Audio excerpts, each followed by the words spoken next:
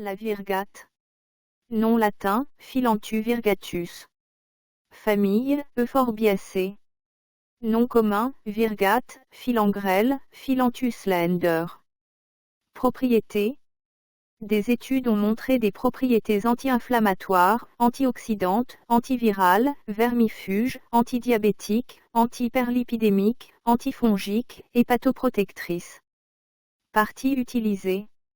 Feuilles, fleurs, graines, plantes entières. Distribution. Commune dans les prairies ouvertes, les rizières en jachère, etc., à basse et moyenne altitude. Asie de l'Est, Chine, sous-continent indien, Myanmar, Thaïlande, Laos, Vietnam, Malaisie, Indonésie, Philippines vers la Nouvelle-Guinée, Polynésie, l'Australie et le Pacifique Sud-Ouest. Botanique. La virgate est une herbe annuelle élancée, dressée, simple ou légèrement ramifiée, lisse, de 20 à 50 cm de haut. Les tiges sont aplaties et généralement violacées. Les feuilles sont à deux rangées, oblongs-linéaires, de 1,5 à 3 cm de long et de 6 à 9 cm de large. Les fleurs sont très petites, solitaires et portées à l'aisselle des feuilles. Les capsules sont lisses, globuleuses déprimées et mesurent de 3 à 3,5 mm de diamètre. Constituants. Le criblage phytochimique a donné une abondance de composés phénoliques, de tannins et de flavonoïdes. La feuille a produit des composés phénoliques, des tannins, des flavonoïdes, des sucres, des saponines, des acides aminés, de l'huile volatile. Utilisation culinaire. La plante n'est pas utilisée comme aliment courant. Médecine rurale. Les hindous utilisent des parties égales de feuilles fraîches, de fleurs et de fruits, et de graines de cumin avec du sucre. Pour le traitement de la gonorrhée, une cuillère à café est administrée 2 fois par jour.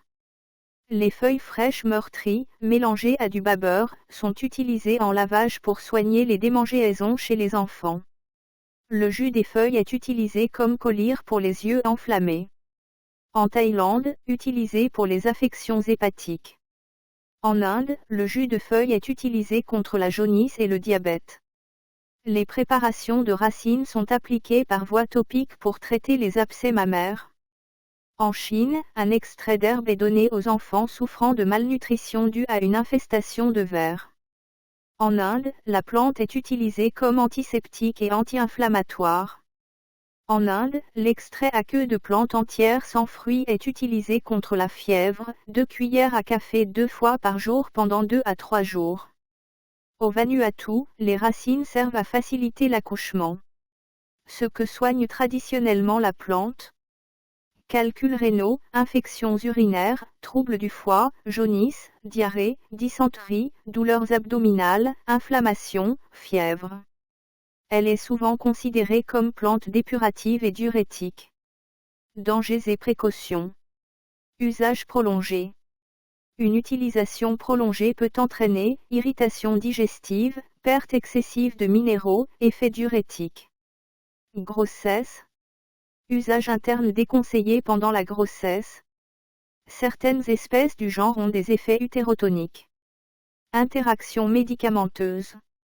Peut renforcer l'effet de médicaments diurétiques, médicaments pour le foie, antidiabétiques.